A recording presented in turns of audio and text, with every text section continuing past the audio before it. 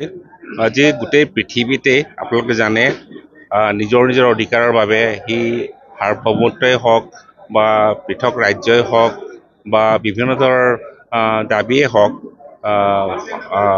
সহস্ৰ সংগ্ৰাম কৰি আহিছে। কিন্তু আমি দেখিছোঁ যে প্ৰতিটো সহস্ৰ সংগ্ৰাম সফল হোৱা নাই। তেওঁলোকে পতনেই হৈছে আৰু তেওঁলোকে ধ্বংসই হৈছে।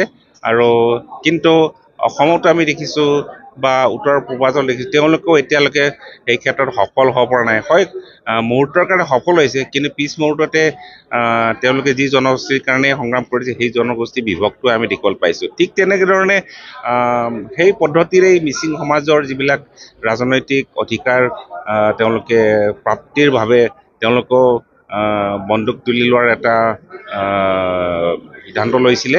LDCM নামৰ যিটো এচাম যুৱকে মিচিং সমাজৰ, কিন্তু তেওঁলোকে উপলব্ধি কৰিছে যে তেওঁলোকে এই পথেৰে যোৱাটো ভুল হৈছিলে। আৰু তেওঁলোকে মিচিং বান একামাৰ লগত যোগাযোগ কৰি তেওঁলোকে প্ৰস্তাৱ দিলে যে আমি মূল সুঁতিৰ লগত আমি মিলি যাব বিচাৰোঁ। মূল সুঁতিৰ যিটো মূল সংগ্ৰামৰ লগতে তেওঁলোকে একেলগে আন্দোলন কৰাৰ ইচ্ছা প্ৰকাশ কৰিলে।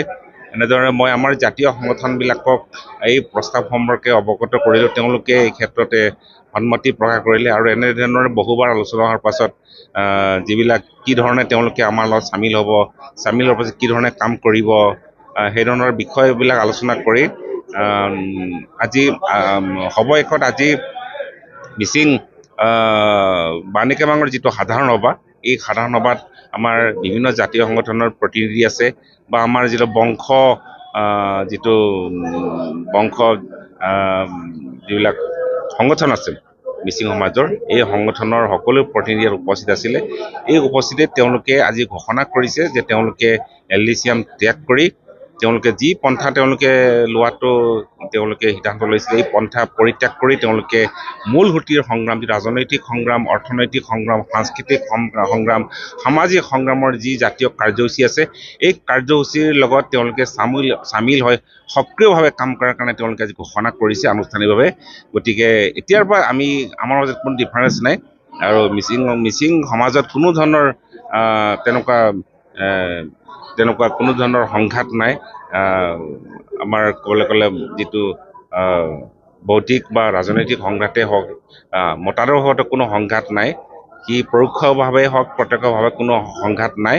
আজিৰ পৰা আমি সকলোৱে একেলগে কাম কৰিবলৈ কাৰণে সিদ্ধান্ত গ্ৰহণ কৰিছোঁ আৰু তেওঁলোকক মই আদৰণি জনাইছোঁ। এনেধৰণৰ এটা সিদ্ধান্ত লোৱাৰ কাৰণে মই আদৰণি জনাইছোঁ। আৰু মই এইখিনি ক'ব বিচাৰোঁ যে যিমানবোৰ উগ্ৰপন্থী কাৰ্যকলাপ আছে নৰ্থ ইষ্টতে হওক বা ৰাষ্ট্ৰীয় পৰ্যায়তে হওক, তেওঁলোকে এটা পলিটিকেল ডিচিশ্যনৰ মাজেদি চৰকাৰৰ ওচৰত আত্মসমৰ্পণ কৰিছিল। কিন্তু আত্মসমৰ্পণ কৰাৰ পাছতো বহুতো সমস্যাৰ সমাধান হয়। কিন্তু এই মিচিং সমাজৰ এইটোৱে প্ৰথম, মই ক'ব বিচাৰোঁ, প্ৰথম যে কমিউনিটি লেভেলত এনেকুৱা ধৰণৰ এটা ইনিচিয়েটিভ লৈ পিনি তেওঁলোকে কমিউনিটিৰ ওচৰত, সমাজৰ ওচৰত আহি পিনি তেওঁলোকে এনেধৰণৰ পন্থা পৰিত্যাগ কৰি সমাজৰ সৈতে একেলগে কাম কৰাৰ ঘোষণা কৰা, এইটোৱে প্ৰথম। মই ভাবোঁ যে ভাৰতবৰ্ষৰে হওক, অসমৰে হওক, উত্তৰ পূৰ্বাঞ্চলৰ ইতিহাসত এইটোৱে প্ৰথম বুলি আমি ক'ব পাৰোঁ। আৰু মই সকলোকে আহ্বান জনাব বিচাৰোঁ, এনেধৰণৰ কমিউনিটি ইনিচিয়েটিভতে এই সমস্যাৰ সমাধান হোৱাটো সম্ভৱ। আমি ৱেলকাম কৰিছোঁ তেখেতসকলক, আৰু তেখেতসকলে মূল সুঁতিলৈ ঘূৰি অহাৰ কাৰণে আমি LDCMৰ প্ৰত্যেকজন সদস্যক TMPKৰ তৰফৰ পৰা আদৰণি জনাইছোঁ।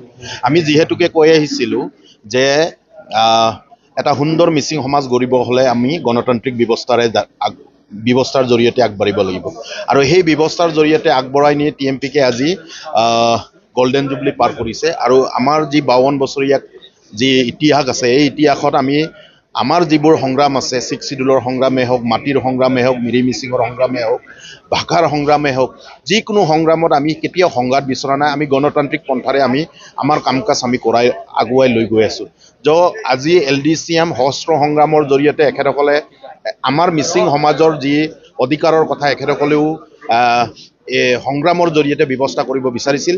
সহস্ৰ সংগ্ৰামৰ জৰিয়তে তেখেতসকলে মূল সুঁতিলৈ ঘূৰি আহিছে যে TMPKৰ বা মিচিং অপুন কাবাঙৰ, বানে কাবাং, দ্ৰিবি কাবাং, আগম কাবাং, MMK, মিমা কাবাং, TMPKৰ যি আদৰ্শ, এই আদৰ্শক সৰুগত কৰি আজি তেখেতসকলে আমাৰ মাজলৈ মূল সুঁতিলৈ আহিছে। তেখেতসকলক আমি আদৰণি জনাইছোঁ।